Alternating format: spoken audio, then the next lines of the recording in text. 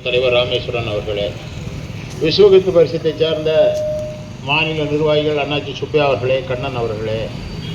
மாவட்டத்தினுடைய செயற்குழு உறுப்பினரும் எங்களுடைய மூத்த முன்னோடியுமான அண்ணன் கந்தசாமி அவர்களே, சுற்றுச்சூழல் பிரிவினுடைய மாவட்ட தலைவர் சவுந்தரராஜன் அவர்களே, ஒன்றியத்தினுடைய பொதுச் செயலாளர்கள் சுரையாட்டி அவர்களே, பிரகாஷ் அவர்களே, ஒன்றியத்தினுடைய பொருளாளர் ராஜேஷ் அவர்களே, இந்து முன்னணியைச் சேர்ந்த சிதம்பரம் அவர்களே, ஓபிசி அணி வேல்முருகன் அவர்களே, அண்ணாச்சி மான் அவர்களே,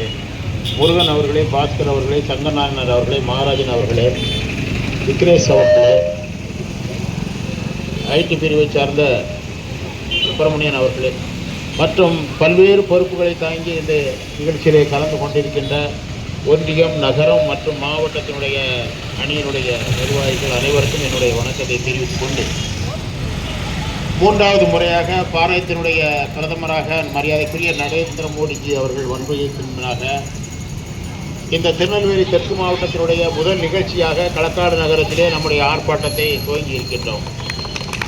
இந்த நிகழ்ச்சியானது 2026 தமிழகத்திலே திராவிட முன்னேற்ற கழகத்தினுடைய ஆட்சி அகற்றப்பட்டு பாரதிய ஜனதா கட்சியினுடைய ஆட்சி அமையும் வரை போராட்டங்கள் தொடர்ந்து கொண்டே இருக்கிறது.